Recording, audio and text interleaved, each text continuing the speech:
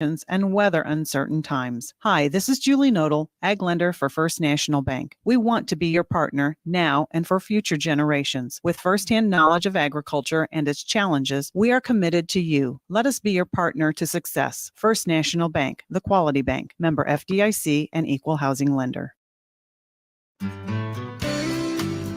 WTIM planning reports are brought to you by our title sponsor, Apex Clean Energy, planting the seeds for a better future in Illinois.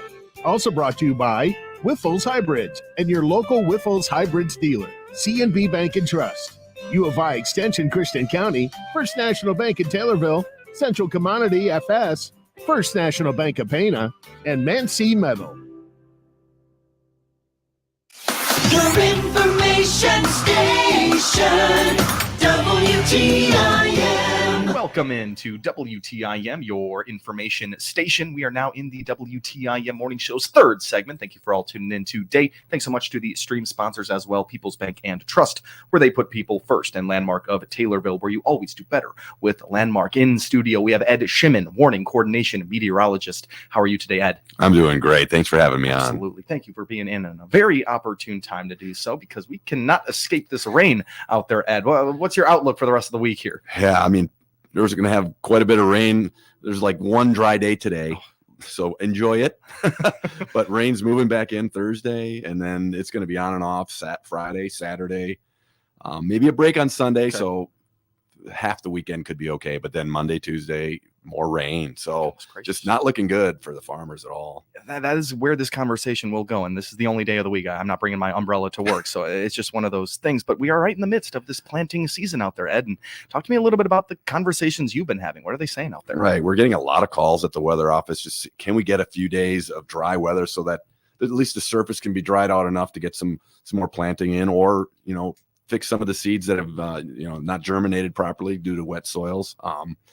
So we're maintaining an awareness of the soil moisture content, because all the additional rains that come in are also starting to make those streams go out of their banks, flood some farmer fields, and even affect some roads. Yeah, absolutely. I mean, we talked a little about flooding, which we will get into.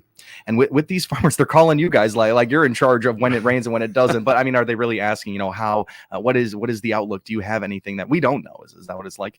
Right, exactly. Yeah. And we try to put out, when we know it, you'll know it, kind of a theme.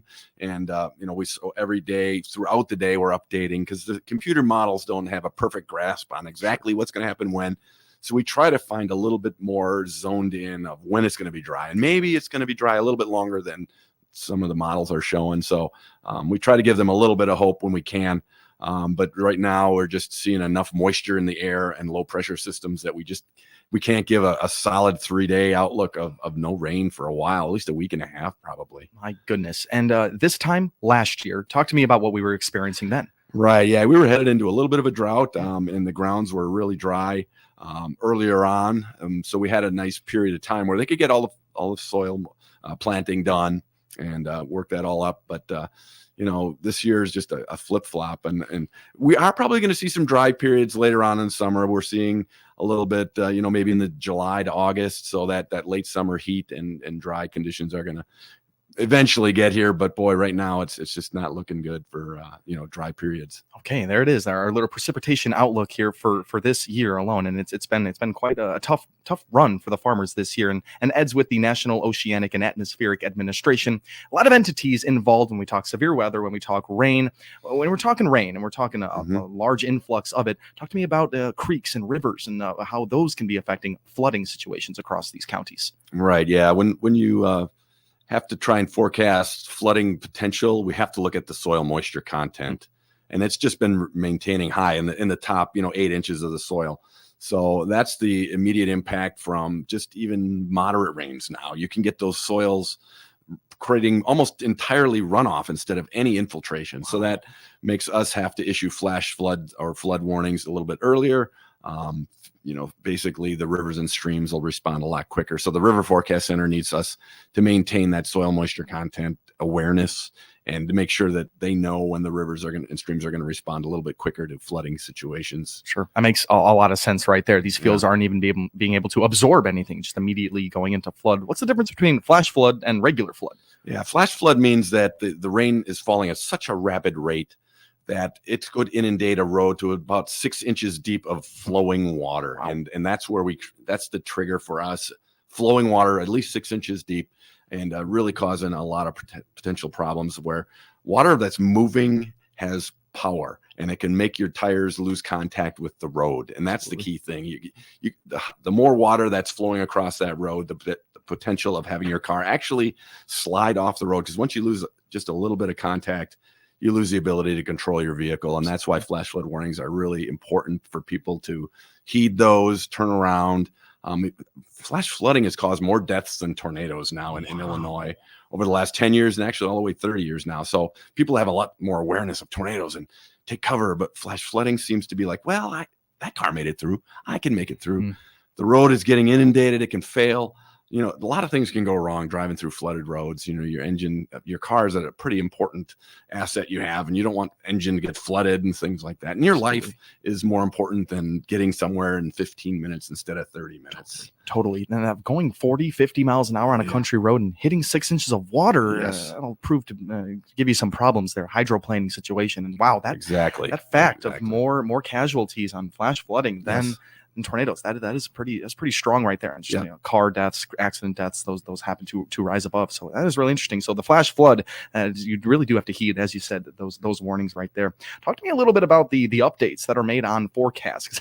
I'm constantly looking at these forecasts to make sure, you know, games are going on out there, but with precipitation constantly changing, so does the forecast. I'm always really interested to see how often you guys are updating those. Right. We have somebody monitoring it constantly. Literally about every hour we are analyzing where they are now, where they're going to be, and we're updating our forecast database, which you can get at weather.gov and then /Lincoln.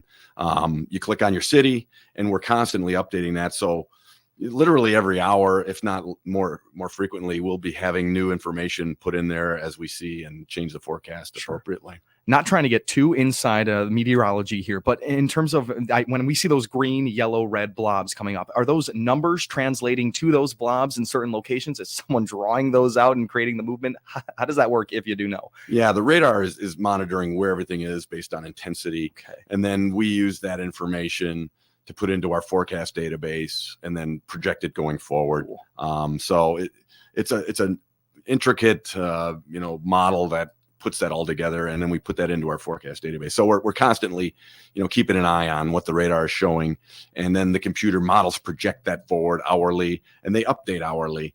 So we have a lot of information to help us over those next 3, 6, 8, 10 hours. Lots of information coming in, lots of entities out in the public that can really help you guys out in severe weather and any case of flooding, all that type of stuff. We're going to talk about severe weather that's happened of late. When we come back from this short timeout, we're speaking with Ed Shimmin. He's a warning coordination meteorologist for the National Oceanic and Atmospheric Administration. Really cool conversation so far. We'll be back in just a little bit. You're listening to WTIM, your information station.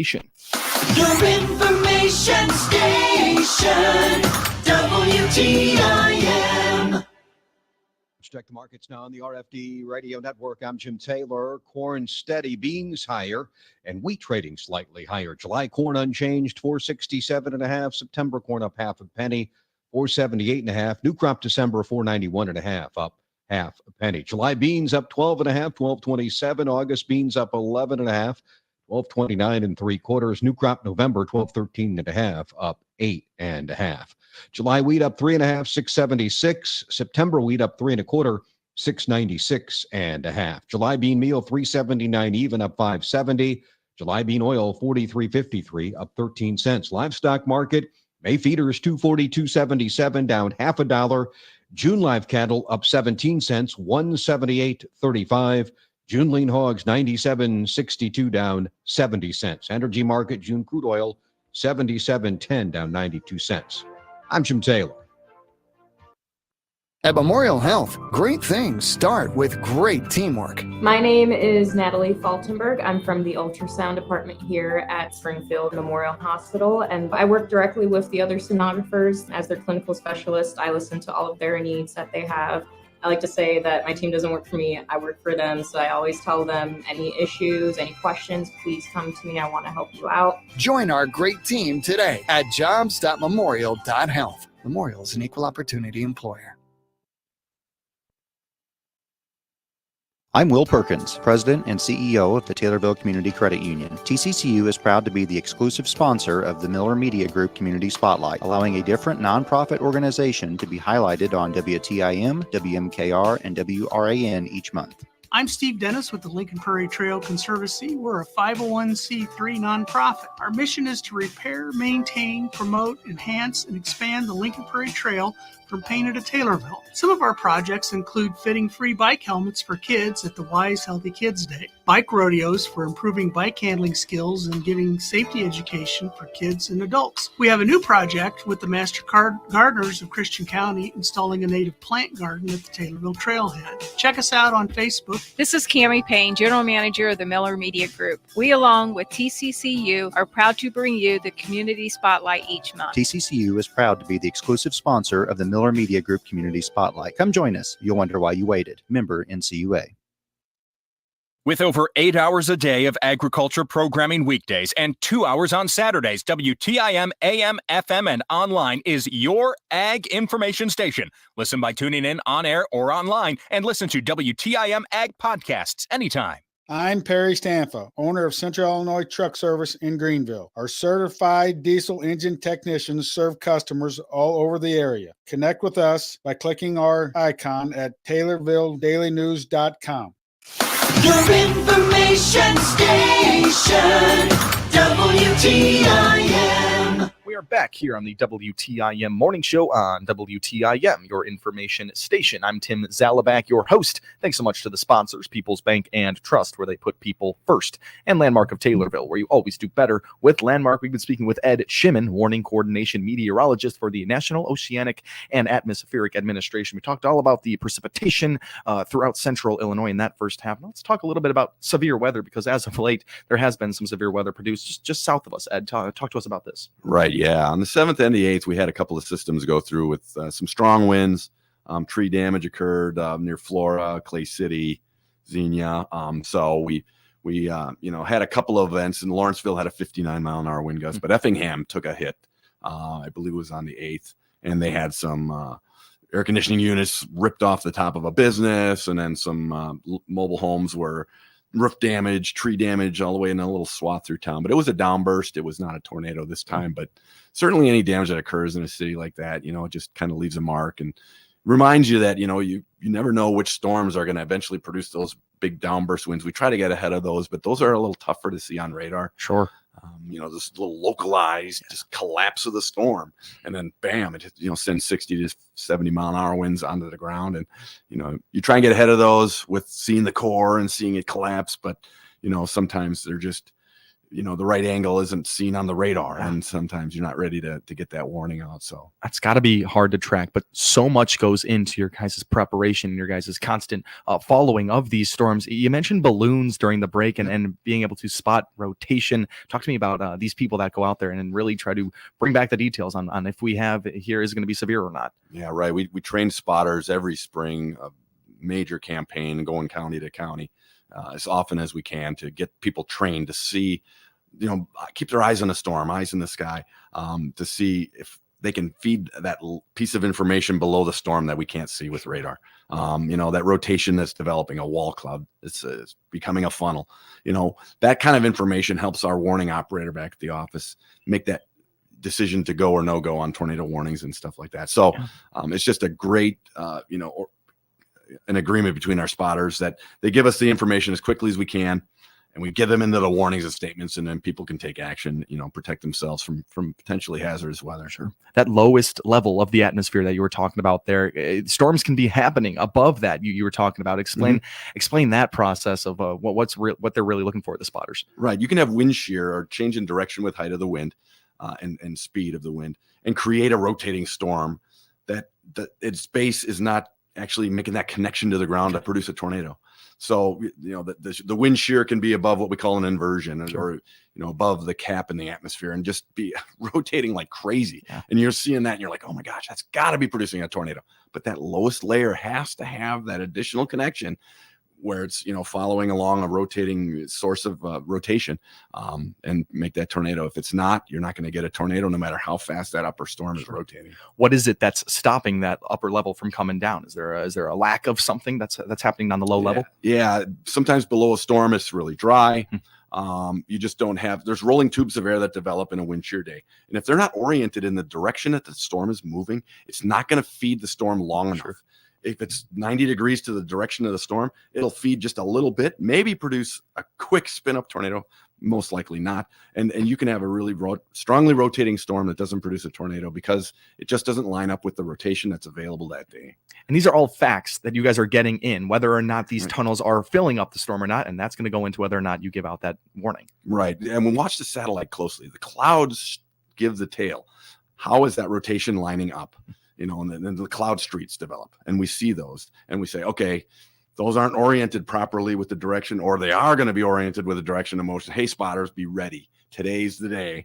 We're going to see tornadoes develop, out of quite a few storms potentially, and then we can, maybe get them on edge, get them in positions that can feed us the information quickly. Just really amazing, the processes that are happening here. And with only 3 minutes left, when severe weather hits and places might be impacted, like in Effingham, but maybe even worse than a couple of air conditioning units being thrown off, a lot of agencies, a lot of organizations throughout the state can be deployed. Name off a few that are really instrumental in getting things done throughout counties.